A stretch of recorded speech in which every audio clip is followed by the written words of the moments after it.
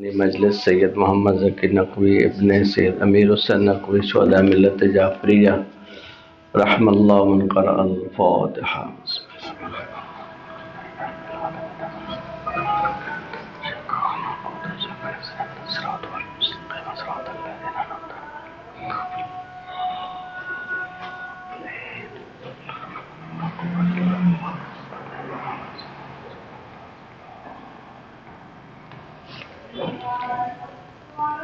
ماشاء اللہ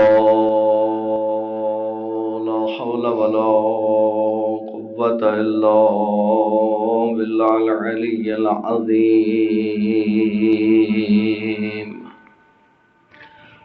اعوذ باللہ من الشیطان اللعین الرجیم. بسم اللہ الرحمن الرحیم.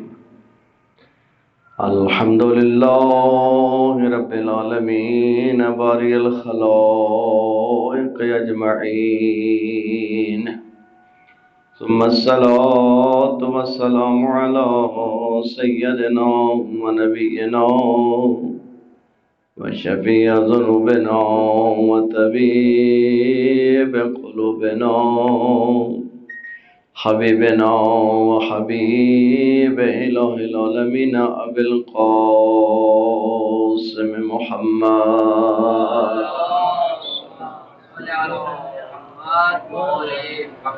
وعلی آل بیت طیبین الطاہرین المعصومین المنتجبین المنتخبین ورحمت اللہ علی محبیہم وموالیہم وشیعتہم اجمعین ولعنت الدائمۃ علی اعدائہم ملعونین من اول دہر الی الآن ومن الآن الی قیام یوم الدین. اما بعد فقد قال الحکیم فی محکم کتابہ وقوله الحق وهو اصدق القائلین. بسم اللہ الرحمن الرحیم. انا اعطیناک الکوثر فصل لربک وانحر ان شانئک هو الابتر. بلند صلوات صلی علی محمد محمد. خداوند کریم آپ کی دعا اور عبادات کو اپنی بارگاہ میں قبول فرمائیں. جو پریشان اور ان کے پریشانیوں کو دور فرمائیں. جو مریض ہیں بیمار کربلا کا صدقہ بالخصوص سیدہ تنویر فاطمہ کو شفاء کامل و عاجل نصیب فرمائیں. آقا اور مولا امام علیہ السلام کو جلد ظہور فرمائیں. آقا کے قدموں میں جامع شہادت کی سعادت نصیب فرمائیں. اپنے دعا اور عبادات کے قبولیت کے لیے مل کر بآواز بلند صلوات صلی علی محمد وآل محمد جل فرجہم. محترم و معزز سامعین، ایام فاطمیہ ہیں. ہم اس بی بی کے متعلق جتنا بھی کوشش کر لیں اس بی بی کی عظمت کا ادراک کسی کے لیے بھی ممکن نہیں ہے.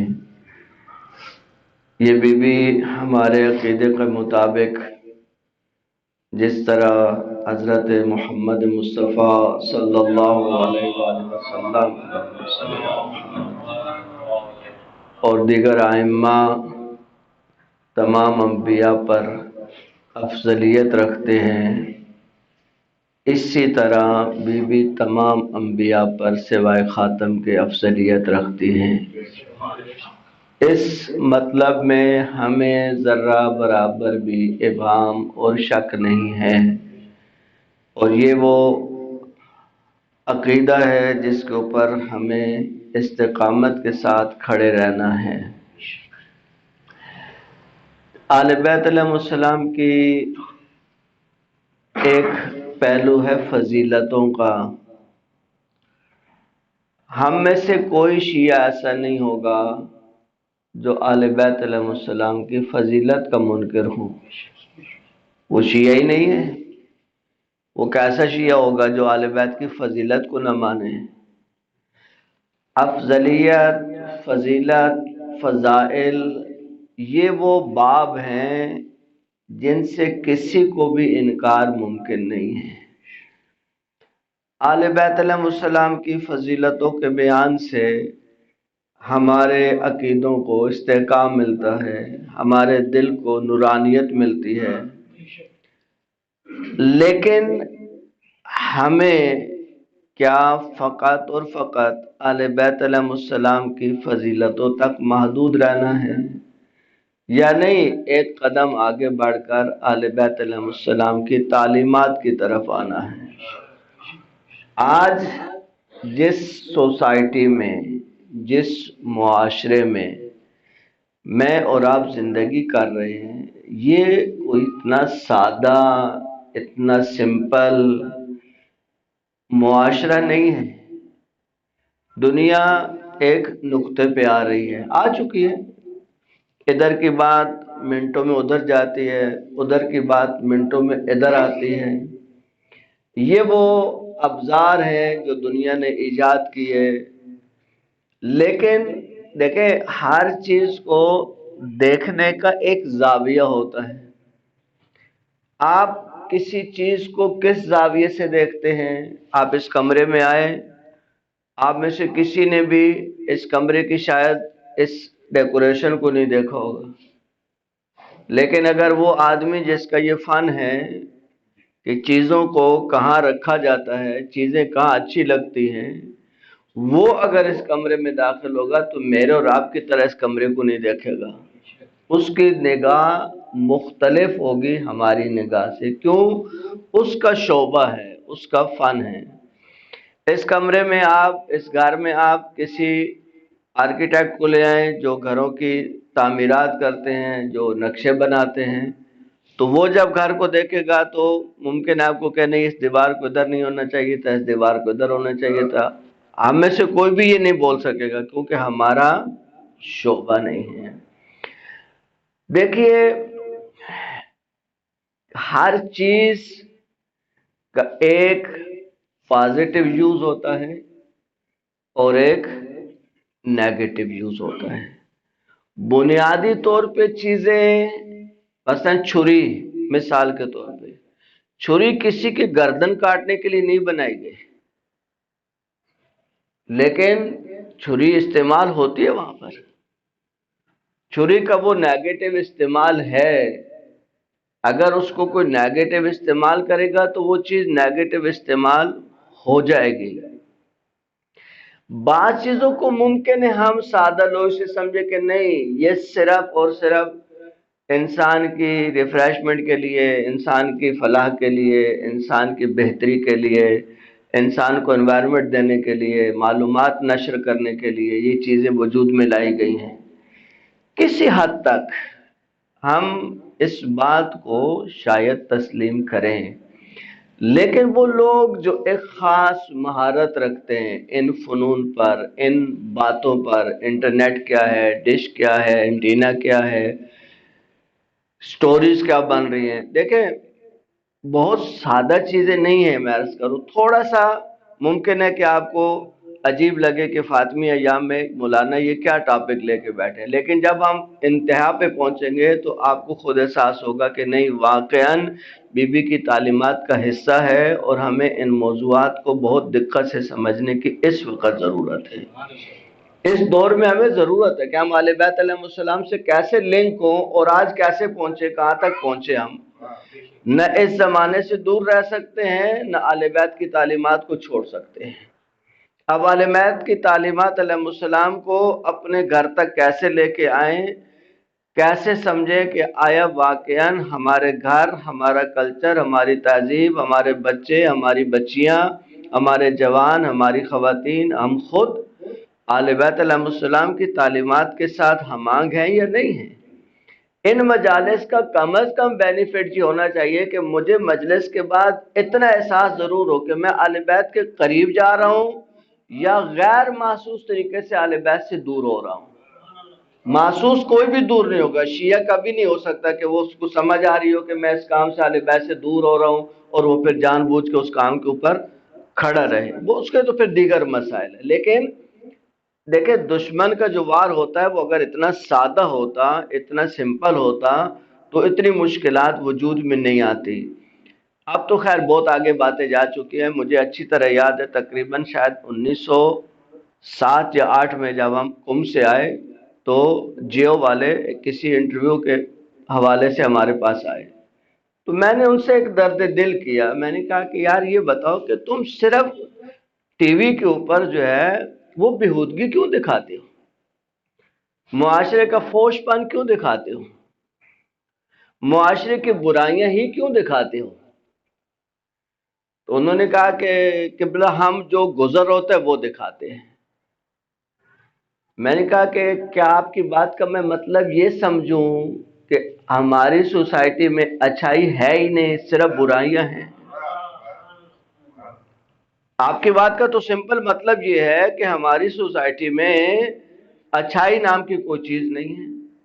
مثلا میں نے کہا کہ آپ بے حجابی کو، بے پردگی کو اتنا فروغ کیوں دیتے ہیں؟ کہا مولانا معاشرہ دیکھ لیں، ہم تو معاشرے کے عکاس ہیں، ہم تو معاشرے کی فلم دکھاتے ہیں کہ معاشرہ یہ ہے۔ میں نے کہا دیکھیں بہت معذرت کے ساتھ اگر آپ کسی سمپل سادہ آدمی سے بات کر رہے ہوتے تو وہ ممکن ہے آپ کی بات میں آ جاتا ہے، لیکن ہمیں اللہ کا فضل ہے، ہم 12-13 سال قوم میں پڑھ کے آئے ہیں، تو اتنا سادہ تو آپ کی باتوں سے ہم آپ کی باتوں میں نہیں آنے والے ہیں۔ میں نے کہا اتنا بتائیے کہ ہماری سوسائٹی میں اگر آج بھی اس وقت بھی تمام تر بے حیائی کے باوجود بھی آج بھی اگر آپ پرسنٹیج حجاب کی نکالیں گے تو حجاب کی پرسنٹیج زیادہ آئے گی بے حجابی سے، آج بھی۔ میں تو بات کر رہا تھا 2007 میں۔ میں نے کہا کہ اس وقت بھی آپ کی سوسائٹی میں 80% خواتین، کیونکہ زیادہ جو ہماری سوسائٹی تشکیل پاتی ہے وہ دیہاتوں کے اندر آبادی ہیں، اور دیہاتوں کی جو آبادی ہیں ان میں خواتین کم از کم اتنا پردہ کر لیتی ہیں جس کو بہت شریعت کے قریب تو نہ کہا جا سکے لیکن بالکل شریعت سے باہر نہیں ہے۔ ایسا نہیں ہے کہ اس کو بالکل ہی شریعت سے دور سمجھا جائے، کسی حد تک مناسب حد تک۔ میں نے کہا آپ اس کی تو عکاسی کر رہے ہیں جس کی اسلام اجازت نہیں دیتا ہے، بے حجابی سے اسلام نے روکا ہے، تم مسلمان ہو، تم اپنے آپ کو مسلمان سمجھتے ہو، یہ جو اسلام کے خلاف کلچر ہے اس کو دکھانا تو تم اپنا فرض سمجھتے ہو کہ جی ہم معاشرے کے درد مند ہیں، ہم دکھاتے ہیں کہ معاشرے میں کیا ہو رہا ہے۔ میں نے کہا نہیں، آپ اس کے ذریعے مزید معاشرے میں بے حجابی کو فروغ دے رہے ہیں، آپ بڑھا رہے ہیں بے حجابی کو، آپ بے حجابی کو فروغ دے رہے ہیں۔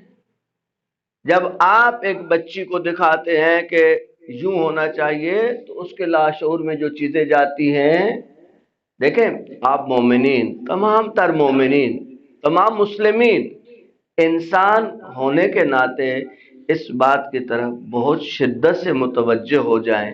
دیکھیں ابھی آپ نے مجلس سے پہلے حدیث کے ساتھ پڑھتے ہیں نا، ہر مجلس سے پہلے پڑھتے ہیں، لیکن کبھی ہم نے سوچا نہیں کہ اس حدیث کے ساتھ کو کیوں پڑھا جاتا ہے؟ صرف ثواب کے لیے، جس ثواب، ہر چیز ثواب تو نہیں ہے، ثواب تو ہے، ثواب کو تو آپ ایک طرف رکھ دیں، ثواب تو آپ کی نیت کے اوپر ہے، آپ نے نیت کی مجلس میں آنے کی، نہیں آ سکے تو بھی آپ کو تو ثواب مل گیا نا۔ ثواب کا کھاتا تو اللہ کے ہاں بہت وسیع کھاتا ہے نا، ثواب کو تو آپ بھول جائیے۔ مسئلہ یہ ہے کہ حدیث کے ساتھ جو پڑھی جاتی ہے اس کو توجہ سے سمجھنے کی ضرورت ہے، پڑھی بہت جا چکی ہے، اتنا اس کو سمجھنے کی ضرورت ہے۔ اس کو اگر میں بہت سمپل اور سادہ لفظوں میں کہوں تو یہ حدیث کے ساتھ اہل بیت علیہ السلام کے گھرانے کا کلچر ہے جو ہمیں بتایا جاتا ہے، تہذیب۔ اہل بیت کا گھر کی تہذیب کیا تھی؟ اہل بیت علیہ السلام گھر میں کیسے رہتے تھے؟ وہ اپنے بچوں کی معصوم ہونے کے باوجود، بچے معصوم ہیں، امام حسن معصوم ہیں، امام حسین معصوم ہیں، لیکن معصوم بچوں کی بھی آل بیت علیہ السلام نے تربیت کا کس حد تک اہتمام کیا؟ کس کے لیے؟ ہمارے لیے۔ امام حسن کو تربیت کی ضرورت ہے، امام میں معصوم ہے، وہ تربیت ہو کے آئے ہیں، ان کو کسی تربیت کی ضرورت نہیں ہے۔ امام حسن امام حسین کو کسی تربیت کی ضرورت نہیں ہے، لیکن پھر بھی اہل بیت علیہ السلام بتاتے ہیں کہ بچے گھر میں آئیں تو کیسے داخل ہوں، بچوں کو کیا سکھایا جائے کہ بچے گھر میں آئیں تو کس احترام کے ساتھ داخل ہوں، اور گھر میں آتے ہی سب سے پہلا کام کیا کریں، اور پھر والدین کیا کریں۔ والدین یعنی بے دھیانی میں اپنا کام کر رہے ہیں، کمپیوٹر پہ باپ کام کر رہے ہیں، والدہ کچن میں کام کر رہی ہیں، بچہ آیا بچی آئے، کہا ماما سلام بابا سلام، وعلیکم السلام وعلیکم السلام۔ نہیں، اہل بیت نے یہ سلام کا جواب نہیں دیا ہے۔ بی بی پورے وجود کے ساتھ اپنے ان بچوں کی طرف جو باہر سے آتے، بی بی پورے وجود کے ساتھ متوجہ ہوتی، صرف اتنا نہیں کہتی بیٹا آپ پر بھی میری طرف سے سلامتی ہو، آپ پر بھی سلام ہو، نہ میری آنکھوں کی ٹھنڈک، میرے دل کا چین۔ یہ کیا بتا رہے ہیں بی بی؟ کہ آپ اپنے بچوں کو اہمیت دیں، آپ اپنے بچوں کو مقام دیں، آپ اپنے بچوں کو رسپیکٹ دیں۔ آپ بچے کو جب عزت دیں گے، مقام دیں گے، رسپیکٹ دیں گے، جب بچہ گھر میں باشخصیت ہوگا تو اس کے اندر یہ کمی نہیں رہے گی کہ اس کو باہر شخصیت ڈھونڈنی پڑے۔ آج آپ کے بچے کیوں باغی ہوتے ہیں؟ آج ہمارے بچے کیوں باغی ہوتے ہیں؟ بیٹیاں کیوں بے روی کا شکار ہوتی ہیں؟ ان کو جتنی عزت، مقام، رفعت گھر سے ملنی چاہیے وہ نہیں مل رہی۔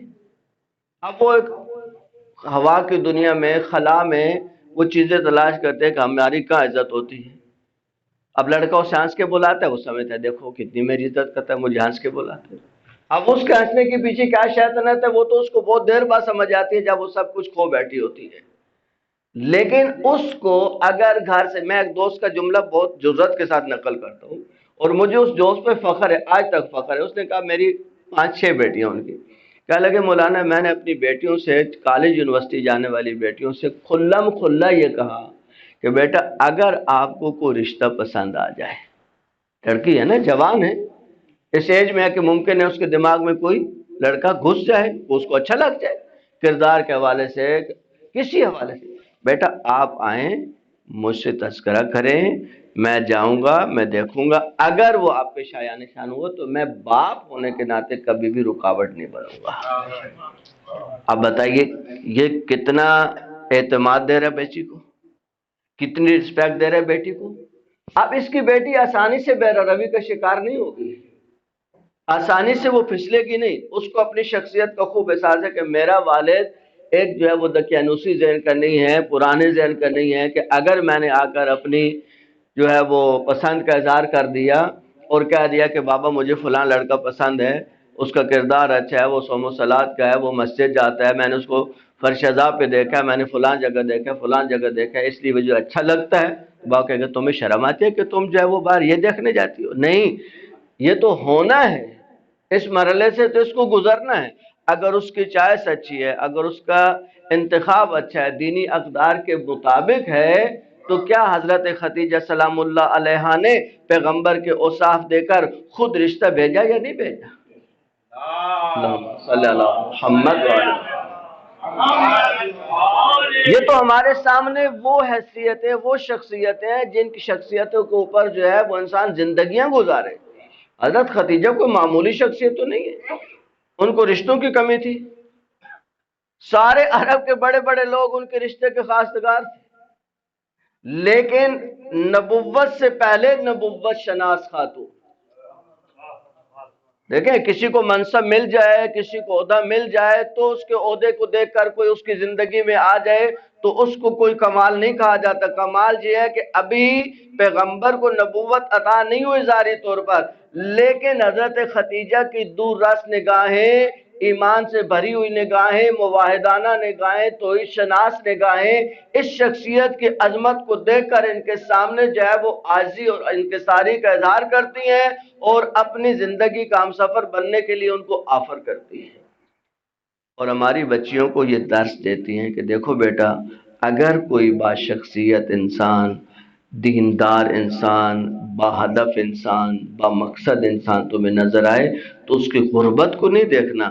حضرت پیغمبر ظاہری طور پر اتنے مالدار نہیں تو اس وقت معاذ اللہ، لیکن حضرت خدیجہ نے یہ آج کے بچیوں کو درس دیا کہ بیٹا معیار مالدار ہونا نہیں ہے، معیار دیندار ہونا ہے، معیار ایک باہدف انسان ہونا ہے، معیار ایک اچھا انسان ہونا ہے، معیار ایک باکردار انسان ہونا ہے۔ اگر ان اوصاف کا انسان تمہیں مل جائے تو اس کے ساتھ تم رشتہ ازدواج میں چلی جاؤ۔ اللہ تعالیٰ، کیونکہ دیکھیں ہماری کچھ کوتاہیاں ہیں، ہم مولانا حضرات کی، ہم علماء حضرات کی کچھ کوتاہیاں ہیں، شاید ان تعلیمات سے آپ اتنا آشنا نہیں ہیں۔ آپ کے سامنے آپ کتنے نکاح کی محفلوں میں گئے، کتنے نکاح کی محفلوں میں گئے؟ آپ کو عربی تو نہیں آتی ہے، لیکن سننا تو اسی مولانا کچھ پڑھ رہے ہیں، آپ کو صرف اتنا سمجھ آتا ہے کہ مولانا لڑکی کا لڑکے کے ساتھ نکاح پڑھ رہے ہیں، اس میں وہ آیت بھی پڑھتے ہیں، اس میں وہ روایت بھی پڑھتے ہیں۔ جب روایت پڑھتے ہیں تو اس آیت کا آخری حصہ ہے کہ اگر ان میں سے ان یکون فقراء، اگر ان میں سے کوئی فقیر ہوگا جس کو آپ نکاح میں دے رہے ہیں، اگر ان میں سے کوئی فقیر ہوگا تو اللہ کیا کرے گا؟ یغنیہم اللہ من فضل، اللہ اپنے فضل سے اس کو بے نیاز کر دے گا۔ واللہ واسع علیم، اللہ بہت وسعت والا ہے۔ اب دیکھیں ہم اسلام کے کلچر کے بالکل الٹ چل رہے ہیں۔ آج کسی جوان سے کہے کہ بیٹا آپ شادی کیوں نہیں کرتے ہیں، کہتے ہیں مولانا میرے پاس تو کچھ ہے نہیں۔ اللہ کہہ رہا ہے تم کرو، اگر تم تنگ دست ہوگے تو میں تمہیں دے دوں گا۔ وہ کہتے ہیں اللہ دے گا تو میں کروں گا، اللہ کہتا ہے کرو تو میں دوں گا۔ توجہ فرمائیے گا، اللہ کہہ رہا ہے تم کرو، اگر تنگ دست ہوئے تو میں تمہیں بے نیاز کر دوں گا۔ جوان کہتا ہے نہیں آپ پہلے دیں تو میں کروں گا۔ تو کتنا فرق ہو گیا، کتنا فرق ہو گیا؟ بہت فرق ہے اسلامی تعلیمات کو سمجھنے میں اور اسلامی دماغ تک جانے میں۔ دیکھیں ہر سسٹم کو سمجھنے کی ضرورت ہے۔ آل بیت علیہ السلام نے جو سسٹم بنائے، بھائی آپ کے سامنے سب سے بڑی مثال حضرت خدیجہ کی اس طرف سے لے لیں۔ آپ کہنے حضرت خدیجہ کے پاس تو مال تھا، وہ تو پھر مینیج ہو سکتا تھا کہ پیغمبر علیہ السلام اگر ان سے شادی کر بھی لیں تو گھر کا نظام مشکل میں نہیں آئے گا۔ امیر المومنین کا کیا کریں گے؟ امیر المومنین کا کیا کریں گے کہ پیغمبر علیہ السلام نے جب پوچھا کہ اگر آپ کو میں اپنی بیٹی نکاح میں دوں تو اے علی آپ کے پاس کیا ہے، آپ کے پاس میری بیٹی کو دینے کے لیے کیا ہے؟ امیر المومنین نے فرمایا کہ یا رسول اللہ میرے پاس ایک گھوڑا ہے، ایک تلوار ہے اور ایک زرہ ہے۔ کہ گھوڑے کی بھی جنگ میں ضرورت ہے اور تلوار کی بھی جنگ میں ضرورت ہے، لیکن زرہ جو ہے وہ آپ بہادر ہیں، آپ کو زرہ کی ضرورت نہیں ہے، آپ زرہ کو بیچیں۔ یعنی اگر آپ امیر المومنین علی ابن ابی طالب علیہ السلام کے اللہم صلی اللہ محمد بالکل ابتدائی ازدواجی زندگی کا جائزہ لیں، تھوڑا سا دیکھیں آل بیت علیہ السلام یہ سب کچھ ہمارے لیے کرتے ہیں، ان کو کوئی مسئلہ نہیں ہے، وہ کائنات کے مالک ہے۔ بعض لوگ سوچتے ہیں کہ جی اتنے فقیر تھے، ادھر آپ کہتے ہیں وہ کائنات کے مالک ہے، اور ادھر آپ ان کو ایک ایسا نقشہ پیش کرتے ہیں کہ ان کے پاس کھانے کے، بھائی اللہ کے بندے ہونے کے باوجود جو نہ کھائے اس کو علی کہتے ہیں، ہونے کے باوجود جو دوسروں کو کھلائے اس کو علی کہتے ہیں۔ لیکن جو امیر المومنین کی ابتدائی ازدواجی زندگی ہے وہ انتہائی مشکل زندگی ہے۔ یعنی میں نے اپنی ان گناہگار آنکھوں سے ان دنوں میں بھی جو روایات پڑھی کہ کم از کم ابتدائی 4 یا 5 سال امیر المومنین اور حضرت زہرا سلام اللہ علیہ کے پاس سونے کے لیے کیا تھا؟ ایک کھال، ایک حیوان کی کھال جس کے اوپر بال ہوتے ہیں، یعنی آرام دہ بستر نہیں ہے۔ لیکن انہوں نے اپنی زندگی کا آغاز ان مادی چیزوں کو دیکھ کے ترک نہیں کیا، اللہ کی ذات پر توکل کر کے آگے بڑھے اور وہ نورانی چہرے دنیا میں آئے جو آج تک دنیا پر امامت کر رہے ہیں۔ یہ آل بیت علیہ السلام کے وہ پہلو ہیں جنہیں آج کم از کم آج ہمیں آل بیت علیہ السلام کے تعلیمات، گھر کی تعلیمات، آل بیت گھر میں کیسے رہتے تھے، امیر المومنین گھر میں کیسے رہتے تھے، گھر کے تقسیم کار کیا تھی، کون کام کرتا تھا، امیر المومنین کام کرتے تھے۔ آج کچھ بچی ہماری پڑھ کے آتی ہیں اور وہ کہتے ہیں کہ یہ عورت پہ گھر کا کام واجب نہیں ہے۔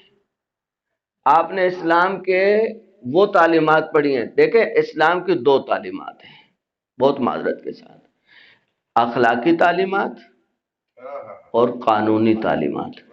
آپ معاشرے کو قانون نہیں بتائیں، قانون پہ گھر نہیں چلتے، گھر اخلاق پہ چلتے ہیں۔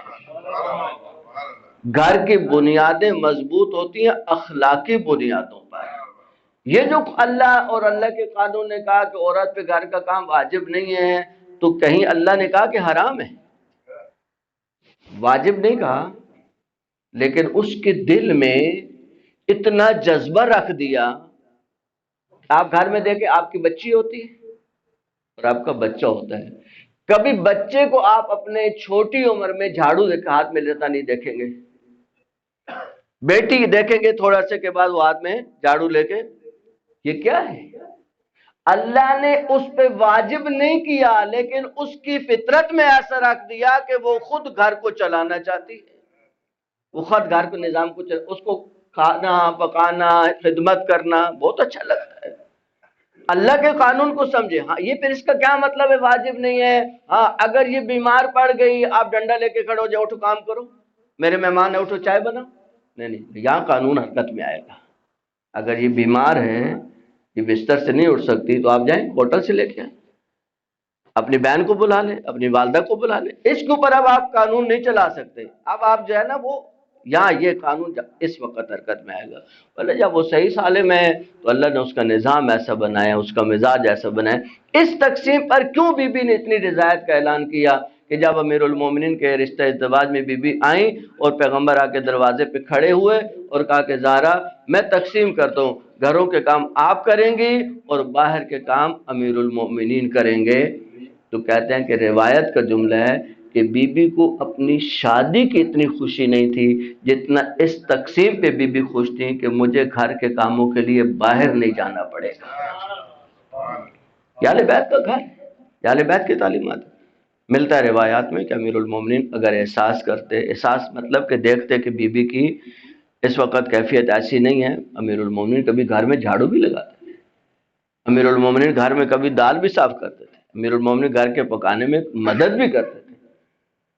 ایک اسی ضمن میں ایک جملہ جو آج ہماری بعض ماں اور بہنوں نے اس کو تھوڑا یعنی مثبت رنگ نہیں دیا اور اس کے اوپر خواہ مخواہ دیکھیں، میں اپنی ماں اور بہنوں سے اس فورم سے، آل بیت علیہ السلام کے اس فورم سے دست اپیل کر دوں کہ اگر آپ کو کوئی مسئلہ سمجھنا ہے بی بی کی سیرت میں تو اپنے اجتہاد مت کیا کریں، اپنے خیالات من گھڑت خیالات کے اوپر بی بی کی سیرت کو سامنے نہیں لائیں، جائیں مستند علماء سے پوچھیں، سوال کریں اور بی بی کی سیرت کے مطابق اپنی زندگیوں کو ڈھالنے کی کوشش کریں۔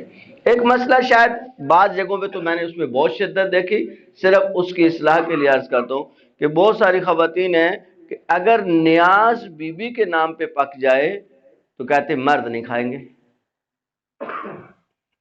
کیوں نہیں کھائیں گے؟ وہ نامارا میں بی بی کے نام کی نیاز ہے اور یہ بی بی کے نامحرم ہے، لہذا یہ نیاز نہیں کھا سکتے۔ اب ظاہراً تو بہت احترام کیا انہوں نے، ظاہراً تو بی بی کا بہت احترام کیا کہ بی بی کے نام کی نیاز ہے تو اس کو نامحرم کیوں ہاتھ لگائے گا؟ ظاہراً تو یہ چیز بہت اچھی نظر آتی ہے، لیکن جب آپ اس کی تہہ میں جائیں گے تو آپ کانوں کو ہاتھ لگائیں گے، یہ احترام نہیں ہو رہا، اس کو احترام نہیں کہتے ہیں۔ مجھے ایک بات بتائیں، بی بی کے نام کی نیاز زیادہ معتبر ہے یا بی بی کے ہاتھ کی پکی ہوئی نیاز؟ ایک ہے بی بی کے نام کی نیاز جو میں اور آپ پکاتے ہیں، اور اب بی بی کے اپنے دست مبارک کی پکی ہوئی نیاز، پکی ہاتھ کی پکی ہوئی۔ دو مثالیں عرض کرتا ہوں، آپ دونوں پہ مطمئن رہو گے انشاءاللہ۔ یہ جو قرآن کی آیت ہے کہ یہ فقیر مسکین یتیم کو کھلاتے ہیں، تو کیا کھلاتے ہیں؟ کیا کھلایا تھا؟ روٹیاں پکائیں کس نے تھی؟ کس نے پکائی تھی روٹیاں؟ دیکھیں دو تقسیمیں ہیں یہاں پر کہ ایک دن بی بی پکاتی تھی اور ایک دن فضا پکاتی تھی۔ ہم اس تقسیم کو یہاں تسلیم کر لیں تو یوں تقسیم ہوگی کہ پہلے دن ممکن ہے فضا کی باری ہو اور فضا نے پکائی ہو، تو اگلے دن کس نے پکائی؟ بی بی نے پکائی۔ یا پہلے دن بی بی نے پکائی اور اگلے دن فضا نے پکائی، تو پھر تیسرے دن پھر کس نے پکائی؟ بی بی نے پکائی۔ یعنی یا ایک بار کنفرم بی بی نے اپنے ہاتھوں سے پکائی، یا دو دن کنفرم بی بی نے اپنے ہاتھوں سے پکائی۔ جو بی بی نے اپنے ہاتھ سے آٹا گوندا، جس اپنے دست مبارک سے جس گندم کو پیسا، اپنے دست مبارک سے آٹا گوندا، اپنے دست مبارک سے روٹی بنائی، وہ کھائی کس نے؟ یتیم، مسکین اور اسیر نے۔ اسیر کے بارے میں روایت ہے کہ شاید وہ مسلمان بھی نہیں تھا۔ جب بی بی کے اپنے ہاتھ کا پکا ہوا یتیم، مسکین، اسیر کھا سکتا ہے تو بی بی کی نیاز ان کا محب کیوں نہیں کھا سکتا ہے؟ ہماری ماں اور بہنوں کو کم از کم ان چیزوں کی طرف جانے سے پہلے سوچنا چاہیے۔ یہ تو ہے وہاں کا واقعہ۔ ایران کے ایک عالم ہیں جو بہت زیادہ مجالس میں مہارت رکھتے ہیں، اور ان کے پاس ایام فاطمیہ کے علاوہ بھی جو مجالس ہوتی ہیں پڑھنے کے لیے ٹائم نہیں ہوتا، بہت بزی پرسن جن کو کہیں، بہت بزی پرسن۔ وہ کہتا ہے کہ چھوٹے چھوٹے بچوں نے ان کو پکڑ لیا، کہا کہ قبلہ کل آپ نے ہمارے ہاں مجلس پڑھنی۔ انہوں نے کہا بیٹا میرے پاس بالکل ٹائم نہیں ہے، اور میں ادھر سے نکلتا ہوں تو دوسری مجلس میں جاتا ہوں، ادھر سے نکلتا ہوں تو دوسری مجلس میں جاتا ہوں۔ بچے تھے وہ ضد کر کے انہوں نے کہا کہ نہیں، بشک آپ 5 منٹ پڑھے، 10 منٹ پڑھے، مجلس تو آپ کو پڑھنی ہے۔ انہوں نے کہا ٹھیک ہے، بس میں 10 منٹ کے لیے آؤں گا اور اس سے زیادہ میرے پاس ٹائم نہیں ہے۔ وہ کہتے پہنچے تو دیکھا بچوں نے باقاعدہ جس طرح فرش عذاب بچاتا ہے ایسے فرش عذاب بچایا ہوا اور بچے بیٹھے ہوئے۔ 10 منٹ، بہت بزرگ نام ہے، میرے ذہن سے نام نکل رہا ہے۔ وہ مجلس پڑھ کے نکلتے ہیں تو بچے چائے لے کے آتے ہیں۔ وہ کہتا ہے کہ بیٹا میرے پاس ٹائم نہیں ہے، ایک گھونٹ بھرا، چائے شاید ٹھنڈی تھی، اس کو انڈیل دیا اور وہ وہاں سے چلے گئے۔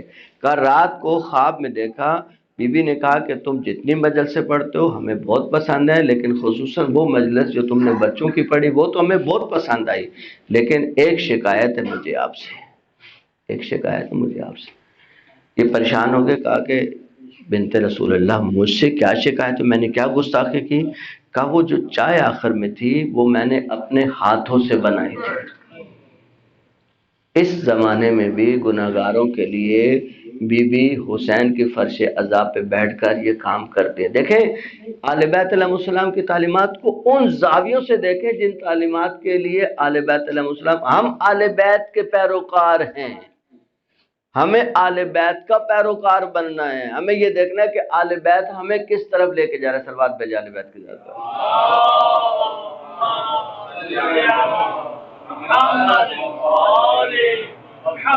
کچھ چیزوں کی طرف بہت شدت کے ساتھ متوجہ ہو جائیں ان مطالب کی طرف کہ اس وقت آپ کی نسلوں کو، آپ کے جوانوں کو، آپ کی بیٹیوں کو، آپ کے بیٹوں کو، آپ کی آئندہ نسلوں کو اس نیٹ کے ذریعے، ان ڈشز کے ذریعے، ان پراموں کے ذریعے غیر محسوس طریقے سے کن کن بدبختیوں کی طرف غیر محسوس طریقے سے دھکیلا جا رہا ہے۔ پھر میری مجلس کے بعد ایک ایک کے اوپر تھوڑا تھوڑا تجزیہ کیجیے گا خود بیٹھ کے، تو آپ کو ہر ایک بیان کے بارے میں معاشرے میں آپ کی آنکھوں کے سامنے 3 4 مثالیں تو آپ کو مل جائیں گے۔ ہمارے سامنے تو بہت کچھ ہے، لیکن آپ بھی معاشرے کے متحرک لوگ ہیں، معاشرے میں رہتے ہیں، معاشرے کو دیکھتے ہیں۔ سب سے پہلی جو مشکل ہے اس وقت آل بیت علیہ السلام کے کلچر سے دور کرنے کے لیے، آل بیت علیہ السلام کی تہذیب سے دور کرنے کے لیے، نیٹ کے ذریعے جس چیز کو شدت سے فروغ دیا جا رہا ہے وہ عاشقانہ روابط ہے۔ دیکھیں معذرت کے ساتھ، عاشقانہ روابط عشق کو بری چیز نہیں ہے، عشق پہ تو کائنات قائم ہے۔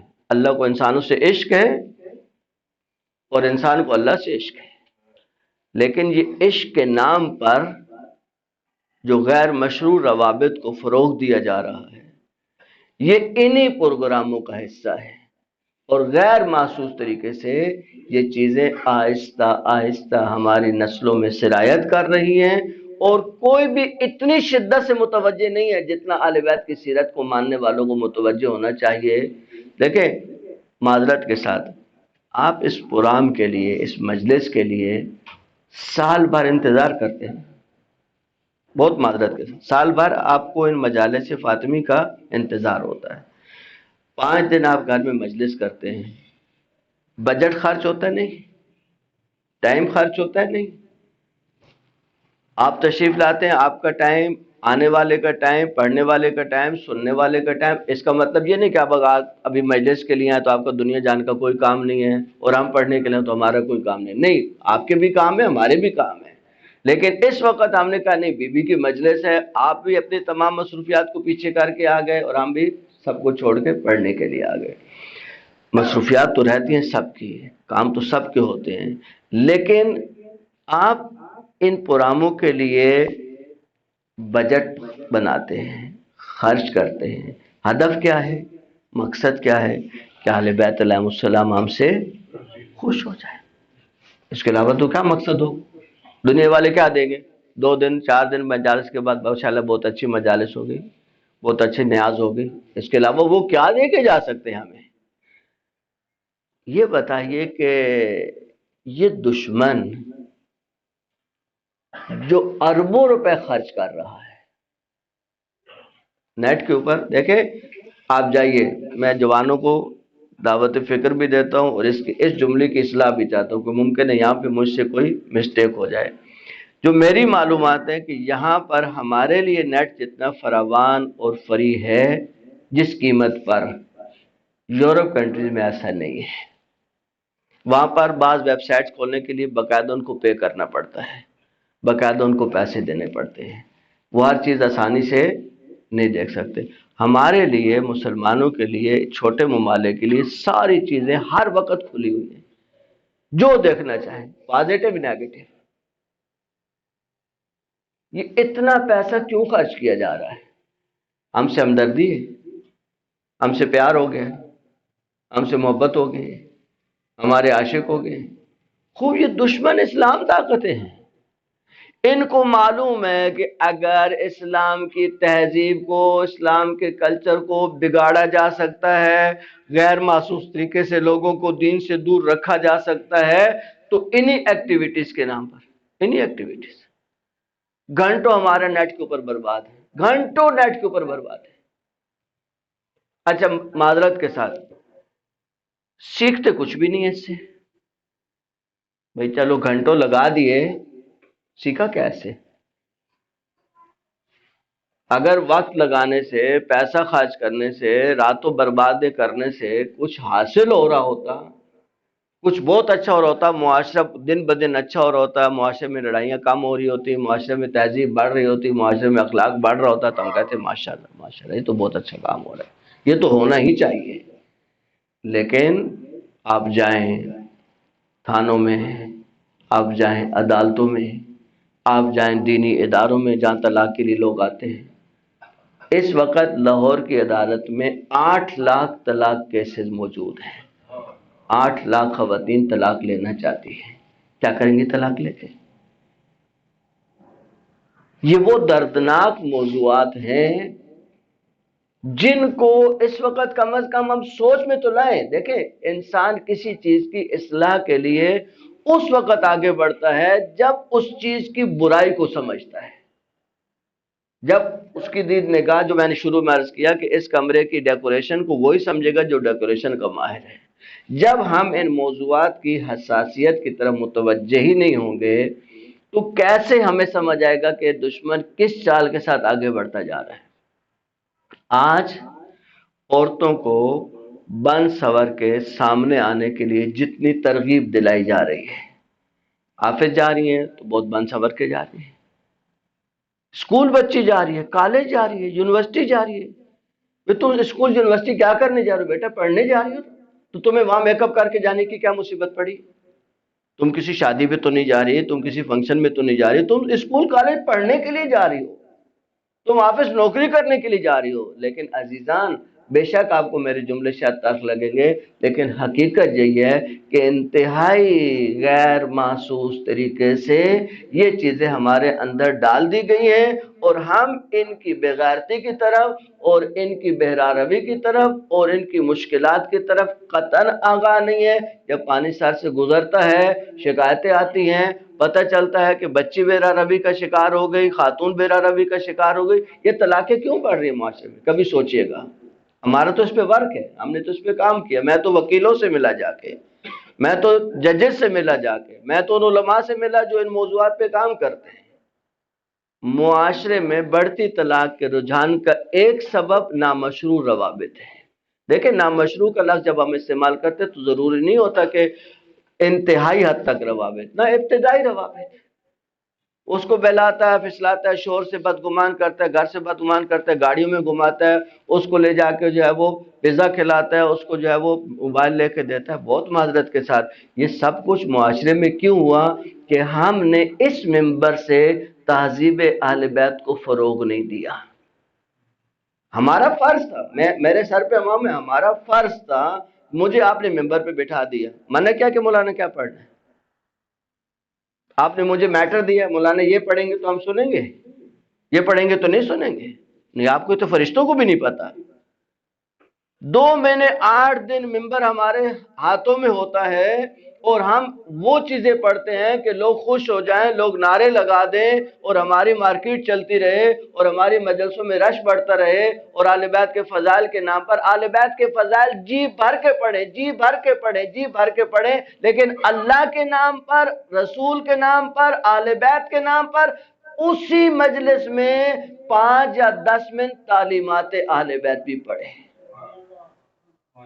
آنے والے جوان کو پتہ چلے کہ میں کس کو مانتا ہوں، آنے والی بچیوں کو پتہ چلے کہ ہم کن بیویوں کو مانتی ہیں، بیویوں کا کردار کیا ہے۔ دیکھیں میری بیوی کا ایک جملہ، اسی پہ میں ختم کرتا ہوں گفتگو کو، بیوی کا ایک جملہ اگر ہمارے منبر سے صحیح طریقے سے بیان ہوتا کہ پیغمبر مسجد میں تشریف فرما ہے اور کہتے ہیں کہ عورت کے لیے سب سے بہتر کیا ہے، ایک خاتون کے لیے سب سے پسندیدہ کیا ہے، کیا سب سے بہتر ہونا چاہیے خاتون کے لیے، وہ ہر آدمی نے اپنے زاویے سے بتایا، لیکن کسی کی بات کو بھی اللہ کے رسول نے قبول نہیں فرمایا۔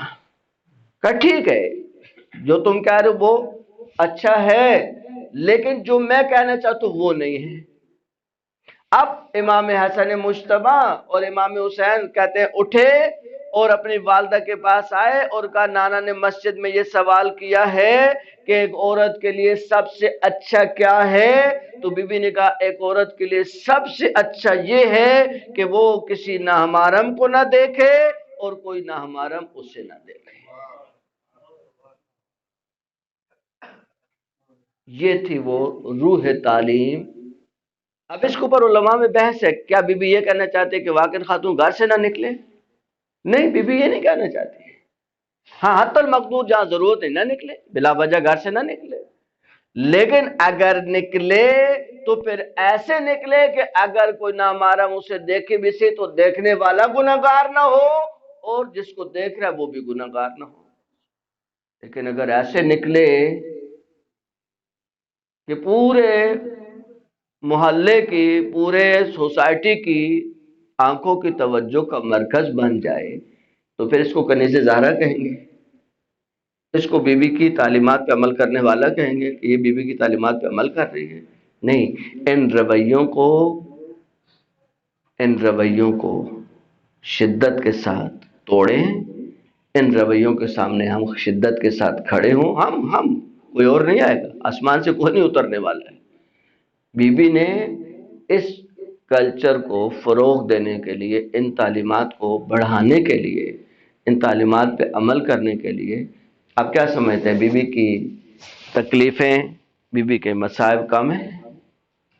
بی بی نے کم مصیبتیں برداشت کی؟ اب تاریخ انسانیت میں کوئی ایسی خاتون ڈھونڈ کے لائیں کہ جس کی عمر 18 سال ہو اور اس کے سر کے بال سفید ہو گئے ہو، یہ شباب کا عالم ہوتا ہے جسو۔ علامہ قزوینی نے جو بی بی کا نقشہ لکھا ہے، اگر کوئی شخص واقعا بی بی کی معرفت رکھتا ہو تو اس کے لیے اتنا کافی ہے، یہ نقشہ کافی ہے بی بی کے مصائب کے لیے، کہ سر پہ ایک سیاہ پٹی بندھی رہتی تھی، کمر خمیدہ ہو گئی تھی اور عصا کا سہارا لے کے چلتی تھی۔ السلام علیک یا ابا عبداللہ وعلى الأرواح التي حلت بفنائك عليك مني سلام الله أبدا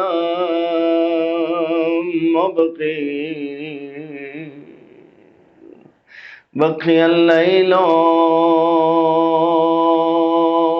والنهار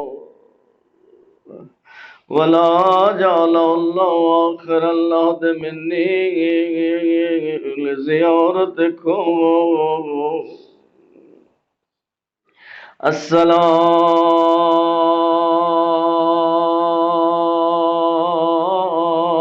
السلام على الحسين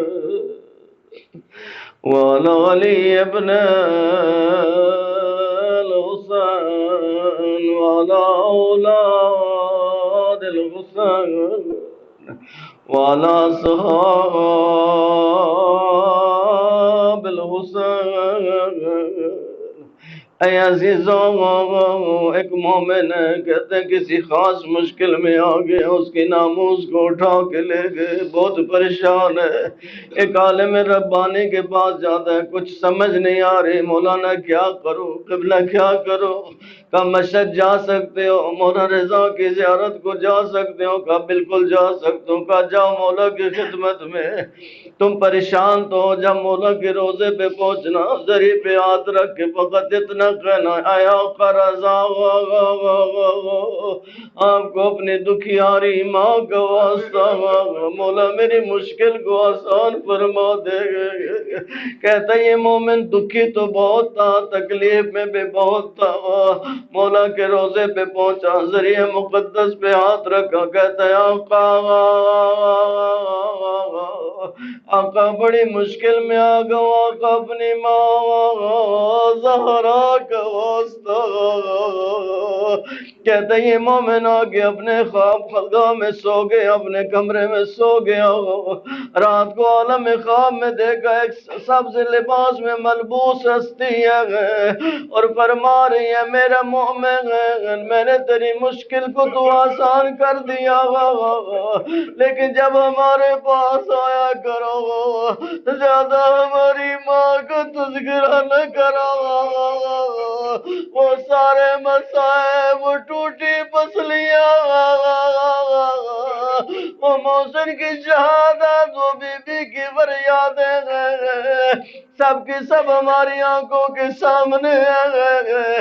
کہتے آقا امام مولا حسن کے ساتھ ایک صحابی چلتا تھا، 15 سال مولا کے ساتھ چلا، کہتے مدینہ کی ایک گلی میں آقا حسن تشریف لاتے گئے اور جو اس گلی کے قریب پہنچتے اپنا رخ تبدیل کر لیتے گئے، کہتے مجھے سمجھ نہ آتی آقا رخ کیوں بدلتے ہیں؟ کہتے کچھ عرصے کے بعد میں نے پوچھا یا ابن زہرا، اے فرزند زہرا،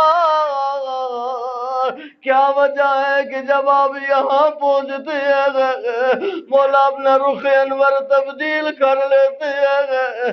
کہتا رویا زہرا گلا کا مومن تو نے کیسا سوال کر لیا، یہ وہ گلی ہے جس میں میری چھوٹی سی عمر تھی، کسی گلی میں میری ماں پہ ظلم ہوا، ہم آنکھوں سے دیکھتے رہے، خدا نہ کرے کسی کی آنکھوں کے سامنے اس کی ماں پہ مصیبت کے پہاڑ ٹوٹے گئے۔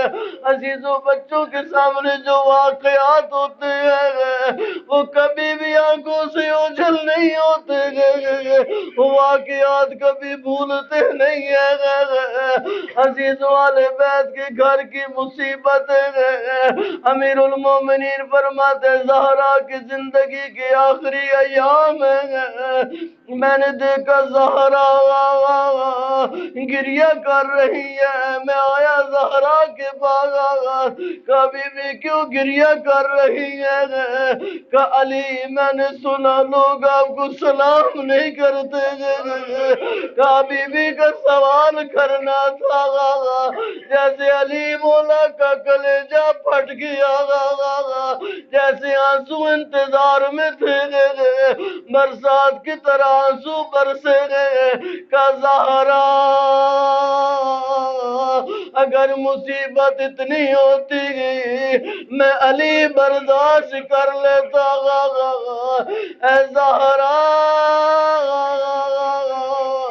فقط جینے کے لوگ مجھے سلام نہیں کرتے، میں وقت کا امام ہوں، لوگوں کو سلام کرتا ہوں، لوگ اس کا جواب نہیں دیتے۔ اللہ ولعنت اللہ علی القوم الظالمین وسیعلم الذین ظلموا وای منقلب ینقلبون۔ اللہ ہمارے اس قلیل توسل کو اپنی بارگاہ میں قبول فرما، یا اللہ اسے ہمارے گناہوں کی بخشش کا ذریعہ قرار دے، یا اللہ جن مومنین نے دعائیں ذمہ لگائیں ان کی دعائیں اپنی بارگاہ میں مستجاب فرما، جتنے مرحومین بالخصوص سید محمد ذکی نقوی، ابن سید امیر حسین نقوی، جوار اہل بیت علیہ السلام میں جگہ نصیب فرما، ان کے قبروں کو نور اہل بیت سے منور فرما، یا اللہ اس گھر پہ دیگر مومنین کے گھروں پہ رحمتیں برکتیں نازل فرما، یا اللہ میں تہذیب اہل بیت علیہ السلام اپنانے کی توفیق نصیب فرما، جوانوں کو سیرت علی اکبر، ماؤں بہنوں کو حیا کی چادریں نصیب فرما، یا اللہ جو پریشان ان کی پریشانیوں کو دور فرما، جو مریض ہیں بیمار کربلا کا صدقہ بالخصوص سیدہ تنویر فاطمہ کو شفائے کامل نصیب فرما، یا اللہ جو حج و زیارات کی تمنا رکھتے ہیں ان کی تمنائیں پوری فرما، یا اللہ جو سفر میں ان کے سفر پہ خطر فرما، یا اللہ مہنگائی سے نجات نصیب فرما، یا اللہ مملکت خدا داد پاکستان کی حفاظت فرما، یا اللہ مقامات مقدسہ کی حفاظت فرما، مقامات مقدسہ کی رونقوں کو بحال فرما، یا اللہ آقا اور مولا امام علیہ السلام کا جلد ظہور فرما، آقا کے قدموں میں جامع شہادت کی سعادت نصیب فرما، ہماری دعائیں اپنی بارگاہ میں مستجاب فرما، رب صلی اللہ علی محمد وآل محمد وعجل فرجہ۔